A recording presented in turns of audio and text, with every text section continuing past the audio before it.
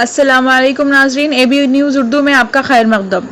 میں ہوں نسرین صبا۔ خبروں کا سلسلہ شروع کرنے سے پہلے آئیے نظر ڈالتے ہیں آج کی سرخیوں پر۔ بی سی زرعی کالج نسواں کے لیے 43 ایکڑ اراضی مختص۔ کریم نگر میں مفت میڈیکل کیمپ برائے خواتین۔ کے سی آر کی حکومت میں مچھلی پالن و ماہی گیری کو فروغ۔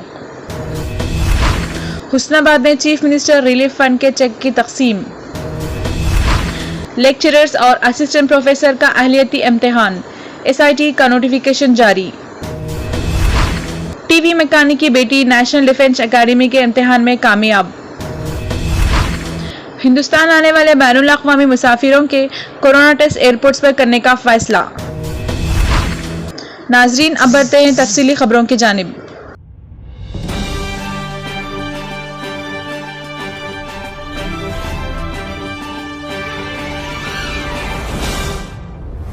بروز جمعرات وزیر گنگولا کملاکر نے کریم نگر رورل منڈل کے مخدوم پورے میں زرعی کالج نسواں کے لیے مختص کردہ اراضی کا معائنہ کیا۔ اس موقع پر وزیر موصوف نے خطاب کرتے ہوئے کہا کہ آزادی کے بعد سابقہ حکومتوں کی غفلت کی وجہ کمزور طبقات تعلیمی میدان میں آگے بڑھ نہیں سکے۔ تلنگانہ حکومت نے 15 ڈگری کالجوں کو منظوری دی۔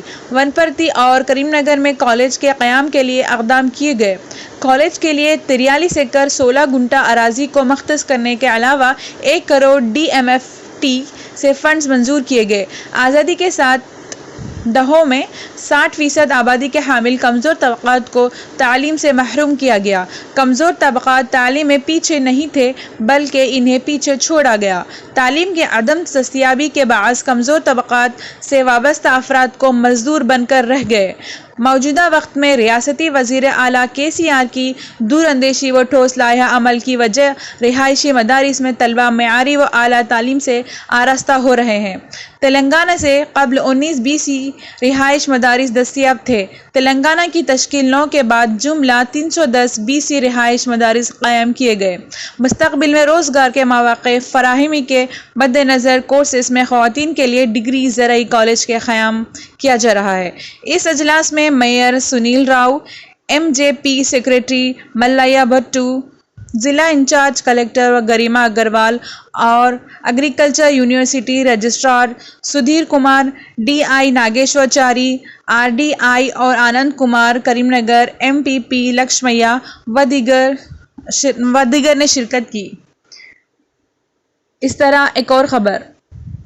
ڈاکٹر ایسوسی ایشن فار ریلیف اینڈ ایجوکیشن ضلع کریم نگر کے صدر ڈاکٹر فہیم الدین انصاری کی اطلاع کے موجب کریم نگر کے معروف ماہر امراض نسواں doctor Sardar Unnisa M B B S D G O کی سرکردگی میں 25 دسمبر بروز اتوار صبح 10 تا 12 بجے اپولو نرسنگ ہوم کریم نگر ڈاکٹرس روڈ محلہ سواران پر مفت میڈیکل کیمپ برائے خواتین کیا جا رہا ہے۔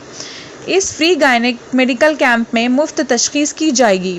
صدر ڈیر ضلع کریم نگر ڈاکٹر محمد فہیم الدین انصاری، ڈاکٹر محمد وسیم، ڈاکٹر عبدالقدوس، ڈاکٹر محمد شفیع الدین اور ناظم جماعت اسلامی کریم نگر محمد خیر الدین نے ضلع کریم نگر کی خواتین سے اس مفت گائنک میڈیکل کیمپ سے زیادہ تعداد میں صبح 10 بجے تا 2 بجے کے درمیان خواتین سے استفادے کی اپیل کی ہے۔ رجسٹریشن کروانے کے لیے 9177422699 نمبر پر رابطہ کریں۔ بڑھتے ہیں ایک اور خبر کی جانب۔ رکن اسمبلی حسن آباد وی ستیش کمار نے کل کہا، متحدہ ریاست میں علاقہ تلنگانہ کے ماہی گیری شعبے کو اکثر نظر انداز کرتے ہوئے ماہی گیر طبقے کو ناقابل تلافی نقصان پہنچایا گیا۔ علیحدہ ریاست تلنگانہ کی تشکیل سے قبل مچھلی پالن اور افزائش سمکیات کو سرکاری سرپرستی حاصل نہ ہونے کے نتیجے میں معمولی شعبہ حیات تصور کیا جاتا تھا۔ تاہم نئی ریاست تلنگانہ کے قیام کے بعد چیف منسٹر کے چندرشیکھر راؤ کی قیادت میں ریاست کی حکومت نے ماہی گیری و افزائش سمکیات کے شعبے کو غیر معمولی اہمیت دے کر نفع بخش اور سود مند کاروبار میں تبدیل کر دیا، جس کے سبب ریاست بھر میں لاکھوں خاندانوں کو مقامی سطح پر روزگار کے وسیع مواقع دستیاب ہو رہے ہیں۔ وہ کل حسن آباد حلقے میں شامل شنگرم آبی ذخیرے میں محکمہ سمکیات کی جانب سے مقامی ماہی گیر طبقے کے لیے فراہم کردہ جھینگے کے بچوں کو نشو و نما کے لیے چھوڑنے کی تقریب کو مخاطب کر رہے تھے۔ انہوں نے کہا کہ چیف منسٹر کے چندرشیکھر راؤ ریاست کے تمام قدیم و آبائی پیشوں کو روزگار سے جوڑتے ہوئے لاکھوں افراد کو کروڑا روپیہ مالیت کے اشیاء فراہم کر رہے ہیں۔ مسٹر وی ستیش کمار رکن اسمبلی حسن آباد نے اس موقع پر پرجوش انداز میں ادعا کیا کہ عوامی سطح پر بھارت راشٹر سمیتی کے استحکام و مرکزی حکومت کی تشکیل کے مواقع فراہم ہونے پر ریاست تلنگانہ کے طرز پر ملک بھر میں افزائش سمکیات اور ماہی گیر طبقے کو روزگار کے مواقع فراہم کرنے کے لیے سنجیدہ طور پر اقدامات کیے جائیں گے۔ تقریب میں ضلع پریشد رکن شریمتی این شاملا دیوی، صدر منڈل پریشد کے کیرتی سریش، BRS ریاستی سیکریٹری سری ہری، معاون رکن مولانا محمد عبدالقدیر رضوی، محمد عبدالرحیم رکن جنگلات اور دوسرے قائدین و محکمہ سمکیات کے عہدیدار، عوام کی کثیر تعداد بھی تقریب میں موجود تھی۔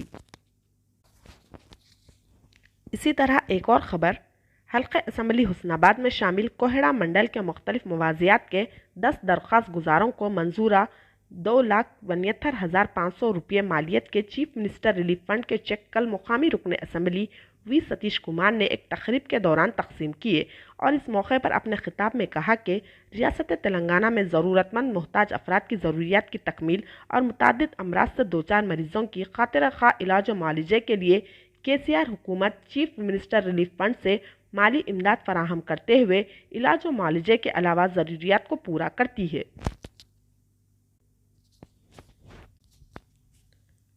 ایک اور خبر، تلنگانہ میں لیکچررز اور اسسٹنٹ پروفیسرز کی جائیدادوں کے لیے منعقد ہونے والے اہلیتی امتحان تلنگانہ اسٹیٹ سیٹ مارچ 2023 میں منعقد ہوگا۔ سیکریٹری تلنگانہ اسٹیٹ سیٹ نے سیٹ 2022 کا نوٹیفیکیشن جاری کرتے ہوئے اہل امیدواروں سے آن لائن درخواستیں طلب کی ہے۔ درخواستوں کے ادخال کا آغاز 30 دسمبر سے ہوگا اور امتحان مارچ 2023 میں منعقد ہوگا۔ امتحان کمپیوٹر اساس CBT ہوگا۔ امتحان 2 پرچوں پر مشتمل ہے اور اس کے لیے وقفہ 3 گھنٹے دیا جائے گا۔ اسی طرح ایک اور خبر، ہزار برق گرے لاکھ آندھیاں اٹھیں، ہزار برق گرے لاکھ آندھیاں اٹھیں، وہ پھول کھل کے رہیں گے جو کھلنے والے ہیں۔ اسی کی ایک مثال اتر پردیش کے مرزا پور سے تعلق رکھنے والی TV میکینک کی بیٹی Sania Mirza national defence academy NDA کے امتحان میں منتخب ہو گئی۔ ثانیہ مرزا نے خواتین کے لیے مخصوص 19 نشستوں میں سے فلائنگ ونگ میں دوسری پوزیشن حاصل کی ہے۔ اس طرح ثانیہ مرزا کا فائٹر پائلٹ بننے کا راستہ ہموار ہو گیا۔ ثانیہ مرزا NDA سے پاس آؤٹ ہو کر ملک کی پہلی مسلم خاتون فائٹر پائلٹ بن جائیں گی۔ ثانیہ مرزا TV میکینک شاہد علی کی بیٹی ہے جو مرزا پور کے گاؤں کوتوالی علاقے کے رہنے والے ہیں۔ ثانیہ نے 10 اپریل 2022 کو NDA کا امتحان پاس کیا۔ اس کے بعد نومبر میں جاری ہونے والی فہرست میں بھی ان کا نام ہے۔ وہ 27 دسمبر کو کھڑک واصلہ پونے میں NDA اکیڈمی میں شامل ہوں گی۔ ثانیہ نے بچپن ہی سے ایئر فورس میں شامل ہونے اور فائٹر پائلٹ بننے کا خواب دیکھا تھا۔ 12ویں کی تعلیم کے بعد اس نے اس کے لیے کوچنگ بھی کی۔ اس کی محنت بالائے آخر رنگ لے آئی۔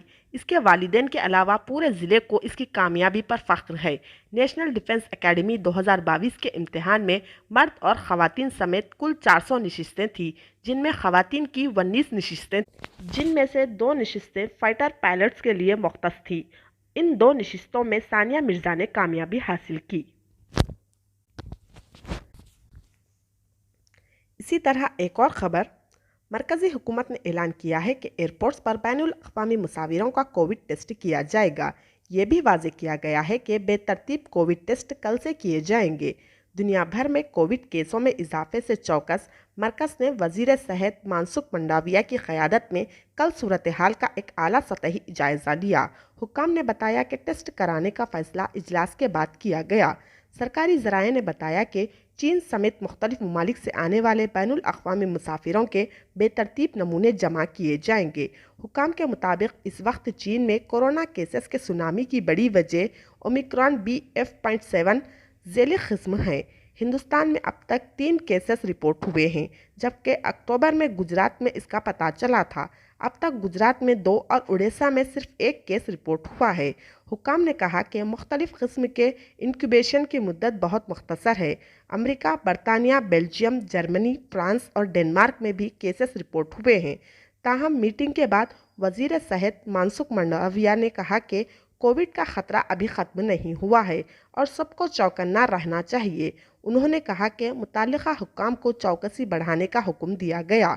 इजलास में शरीक माहिरीन और आला हुक्काम ने कहा कि वह किसी भी सूरत हाल का सामना करने के लिए तैयार हैं और दुनिया भर में कोविड की सूरत हाल के बारे में बताया। नीति आयोग के रुकन डॉक्टर वी.के. पाल ने कहा कि मुल्क में सिर्फ 27-28% अहल आबादी ने कोविड बूस्टर खुराक ली है। वी.के. पाल ने लोगों से भीड़ वाली जगहों पर मास्क पहनने की अपील की। इख्तिताम के बाद उम्मीद करते हैं कि इंशाअल्लाह कल फिर मुलाकात होगी।